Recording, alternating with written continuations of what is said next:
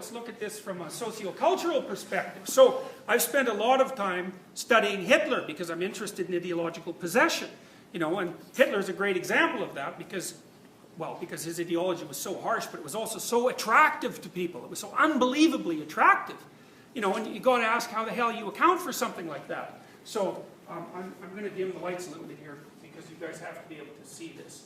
So, all right, so you look on the right there, eh? That's the Nuremberg parade ground. So I hope you can see this a little bit. The left there, that's all people, right? So the Nazis built this parade ground in Nuremberg that was like the biggest parade ground ever built on the planet. And they'd have hundreds of thousands of people at these rallies, right? And so you look at the order. There's a line down the middle there where the leaders walk, and that's at Nuremberg. And then it's just surrounded by these masses and masses and masses of people in lines and all these orderly displays of power. And then there's Hitler there like this. And one of the things Hitler was really proud of was the fact that he could stand like that for like 8 hours. And that was willpower, as far as he was concerned. And he was a worshiper of willpower. And he bathed 4 times a day. So he's also somebody who was very much obsessed with cleanliness. Cleanliness and willpower and order. So that's Hitler. So now look at that. That's something. That's Nuremberg again. So this is called the Cathedral of Lights. And so that's the parade ground there at the bottom that I just showed you that was full of people. So you get some idea of how big that is. Now all those lights around that, which they called the Cathedral of Lights, was the Luftwaffe gave the Nazis all their anti-aircraft lights. And then they arrayed them around the parade ground, so the whole thing was enclosed by this perfectly orderly cathedral of lights, and that was part of the spectacle that went along with the Nazi Party rallies at Nuremberg. And then, so you look at the top left one there. Those are soldiers. Those are, I can't remember.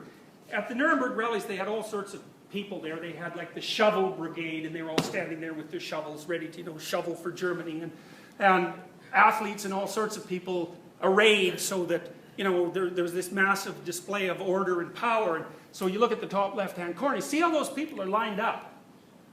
It's absolutely perfect. And then you see the same thing on the right here. Eh? So look at the organization of that. Everything's square and perfect, and everybody's in line, and they're all in uniforms, and they're all going like this the same way. And then when they march, the soldiers, they're in perfect lines, in perfect squares, and they're all going like this.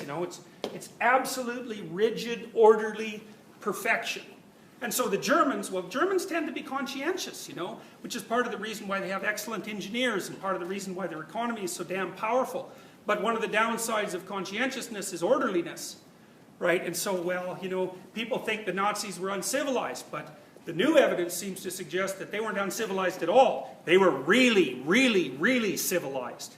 And that if you get too civilized, too orderly, too conscientious, then things go to hell in a handbasket very, very rapidly. So, now, some of this stuff is awful, but I'm going to read it to you anyways, because you need to know how this sort of things work.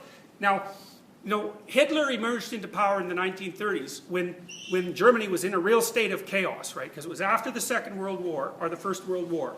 You have to remember, what happened at the end of the First World War? The Spanish flu. The Spanish flu epidemic, which was generated in the trenches, because you can generate really intensely deadly illnesses if the illness can be transmitted from one person to another very quickly, right? Because it's okay for the organism to kill you as long as you last long enough to get the illness to the next person. And so if you're all crammed together in filthy conditions, the illness can just hop from person to person, and so it can breed particularly deadly forms. That's what happened with Spanish flu, and then the Spanish flu went all around the world, and it killed more people than World War I did. Okay, so that was World War I, then there was the Spanish flu, then the German economy fell completely apart, and there was hyperinflation, and so there was complete chaos, and then the Germans were worried that the communists were going to take over, and it was like a little bit of hell on earth. And so along came Hitler. Now Hitler was one of these orderly types, and so here's the kind of language he used. This is from a pamphlet from 1936. The Jew as world parasite. The people of the world will recognize the Jew as world parasite, and there will be a time when there will be one united front of all people against the Jewish world parasite.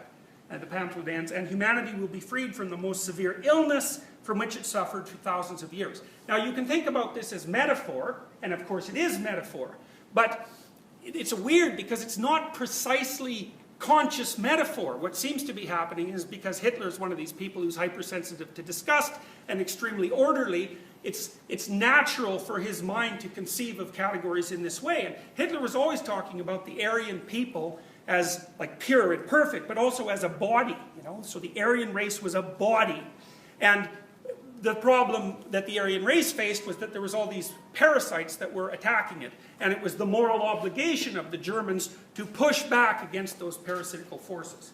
So here's what happened in Germany. So Hitler, when he came to power, some of the things that happened in Germany, he first started a public health campaign. And so he had these vans that had doctors in them, x-ray machines and so on, and they went all over Germany screening people for tuberculosis, which, you know, was an infectious disease and also a particularly terrible one. They actually knocked down the rates of tuberculosis in Germany quite a lot. So it was like, well, let's embark on a public health and cleanliness campaign. It's like, well, okay, you get rid of tuberculosis that way. So then the next thing that he did, or one of the next things that he did, was he was kind of irritated about how messy and ugly the German factories were. So, you know, because they're kind of dirty and they've got rats in them and mice and bugs and so on. So the next thing that they decided to do was to clean up the factories. So they had people, you know, sweeping them all up and fixing the grounds in front and planting flowers and that kind of thing. And they were fumigating them to get rid of the parasites. And the fumigation agent they used was an insecticide called Zyklon B. And Zyklon B was the gas that was eventually used in the concentration camps.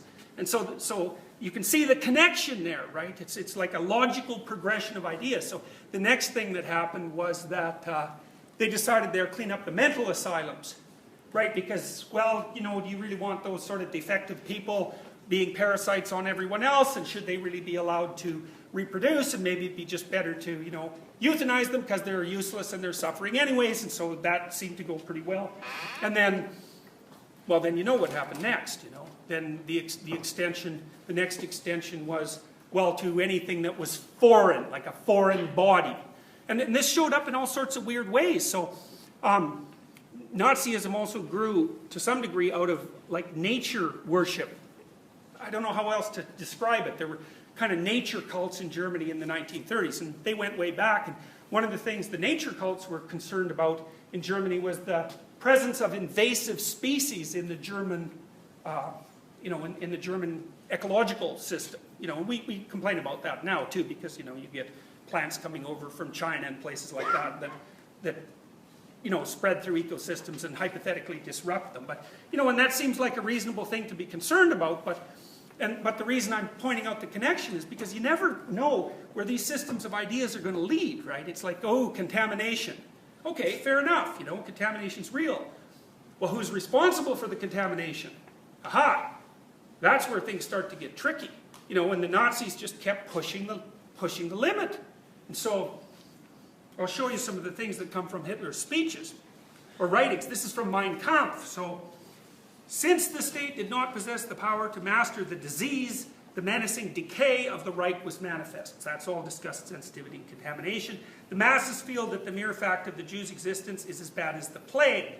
Politicians tinkering around on the German national body saw at most the forms of our general disease, but blindly ignored the virus. At the time of the unification, the inner decay was already in full swing, and the general situation was deteriorating from year to year. So it's all, you know, decay and disgust and contamination metaphor. The symptoms of decay of the pre-war period can be reduced to racial causes. The nation did not grow inwardly healthier, but obviously languished more and more. Anyone who wants to cure this era, which is inwardly sick and rotten, must first of all summon up the courage to make clear the causes of the disease. They think that they must demonstrate that they are ready for appeasement so as to stay the deadly cancerous ulcer through a policy of moderation. The Jew must take care that the plague does not die. If this battle should not come, Germany would decay and at best would sink to ruin like a rotting corpse. You can see in the right today an example of mortal decay.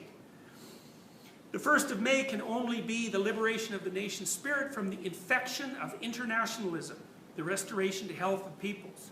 Against the infection of materialism, against the Jewish pestilence, we must hold aloft a flaming ideal. Now that's interesting, because Hitler really liked the use of fire. Fire was a really primary element. Fire and light were real primary elements in the Nuremberg rallies. And you know, fire has this purification element, right? That's partly why they used to burn heretics at the stake. It was like that's how you purify things with fire. And of course you do purify things with fire, right? Part of the reason that we cook things is because if you cook them, then the pathogens die, and then that's purification.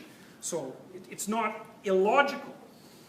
I gave orders to burn out down to the raw flesh the ulcers of this poisoning of the wells. Really unbelievably harsh language. The only permanent way to cure diseased conditions is to disclose their causes.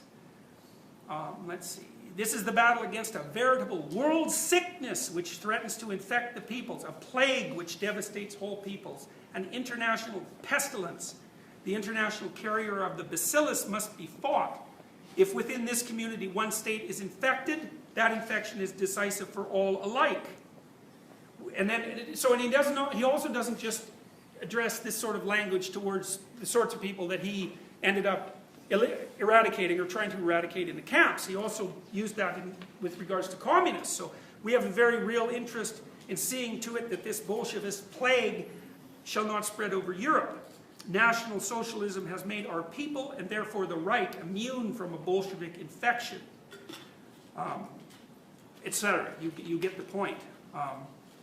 And here's some more language from this metaphor. This is from a book, and I'll tell you the book in a minute. This is the man who wrote this book analyzed Hitler's writings and his speeches, looking for metaphorical foundations. The spider was slowly beginning to suck the blood out of the people's pores.